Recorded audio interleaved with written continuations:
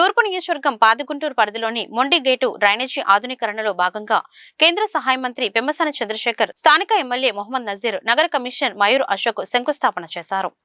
అనంతరం వారు మీడియాతో మాట్లాడుతూ గుంటూరు నగరంలోని పాత గుంటూరు ప్రాంతంలో దశాబ్దాల కాలంగా ముంపుకు గురవుతున్న మొండిగేటు డ్రైనేజీ వ్యవస్థను ఆధునీకరణ చేస్తున్నామని చెప్పారు. మొండిగేటు వాగు వద్ద 8 కోట్లతో వెంట నిర్మాణానికి శంకుస్థాపన చేశామని చెప్పారు.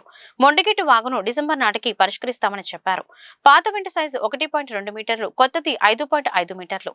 పాత వెంట ద్వారా సెకనుకు 30,000 లీటర్లు మురుగునీరు ప్రవహిస్తాయని చెప్పారు. కొంత వెంట ద్వారా 55,000 మురుగునీరు ప్రవహిస్తుందని తెలిపారు. ఈ వెంట నిర్మాణం వలన గుంటూరు నగరంలో 30% మురుగునీరు తగ్గుతుందని అన్నారు. నందివెలుగు రోడ్లో 2.5 కోట్లతో కల్వర్ట్ నిర్మిస్తున్నామని తెలిపారు. తయారయ్యేటువంటి మురుగు డ్రైనేజ్ గుంటూరు నుంచి 3 ప్రాంతాల ద్వారా 3 డ్రైనేజ్ సిస్టమ్స్ ద్వారా వెళ్తుంది. ఒకటి పీకల వాగు, రెండోది ఆటోనగర్, మూడోది ఈ మొండిగేటు. దీని పేరు మొండిగేట్ అని ఎందుకు వచ్చింది అంటే, ఇక్కడికి వచ్చేటువంటి డ్రైనేజ్ ఏమో అమౌంట్ ఎక్కువ, అంటే సాధారణ సమయంలో ఇబ్బంది లేదు, కానీ వర్షాలు బాగా పడ్డప్పుడు హెవీ ఫ్లో వస్తుంది. అయితే ఈ గేట్ ద్వారా వెళ్ళేటువంటి సామర్థ్యం కేవలం ఒక సెకనుకి 30,000 లీటర్లు మాత్రమే ఉంది. అయితే వర్షాలు పడ్డప్పుడు దాదాపు 50,000 కుటుంబాలకి ఇళ్లలోకి నీళ్లు రావటం మేము లాస్ట్ టైం విపరీతమైనటువంటి వర్షాలు పడ్డప్పుడు మన పాత గుంటూరులో చూసాం.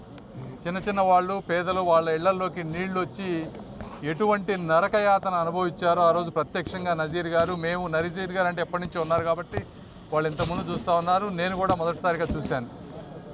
అందుకని దీనికి ఈ మొండిగేటుకు ఉన్నటువంటి 30,000 లీటర్లని పర్ సెకండ్కి వెళ్ళేదాన్ని 55,000 లీటర్లకి పెంచితే తప్పించి ఈ సమస్య సాధ్యం కాదు. ఇది ఒకటైతే దీనికి వచ్చేటువంటి డ్రైనేజీ కాలువల ఆధునీకరణ కూడా చేయాలి.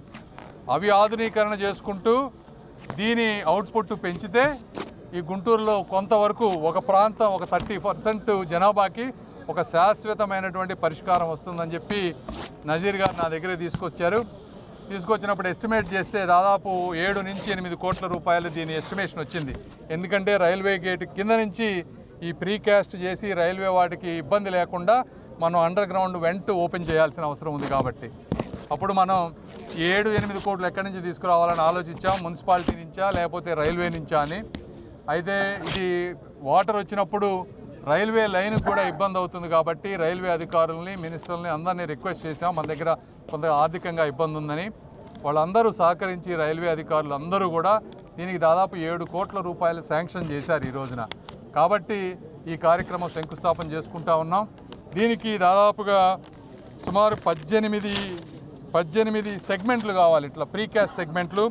అయితే ఇప్పటికే 9 సెగ్మెంట్లు కంప్లీట్ చేశారు. ఇంకో 9 కంప్లీట్ చేస్తే అవి కనుక రైల్వే దాని కింద కనుక పెడితే మనం దాదాపుగా ఈ డిసెంబరు జనవరి కల్లా ఇది కంప్లీట్ చేస్తే చాలా వరకు సమస్యలు, ఈ ప్రాంతంలో డ్రైనేజ్ సమస్యలన్నీ వెళ్ళిపోతాయి. ఒకటి అంటే ఇళ్లల్లోకి నీళ్లు రావడమే కాకుండా ఈ ప్రాంతంలో, ఈ చుట్టుపక్కల ప్రాంతంలో ఉండేటువంటి అనేక వేల ఎకరాల పొలాలు కూడా ఒక్కసారి వాళ్ళు పంట పండించుకున్నా ఒక్కసారి పొంగితే దాని దెబ్బకి మొత్తం కూడా పంటలు కూడా నాశనం అయ్యేటువంటి పరిస్థితి. దాని నుంచి కూడా ఈ చుట్టుపక్కల ప్రాంతం వాళ్ళందరికీ కూడా ఉపశమనం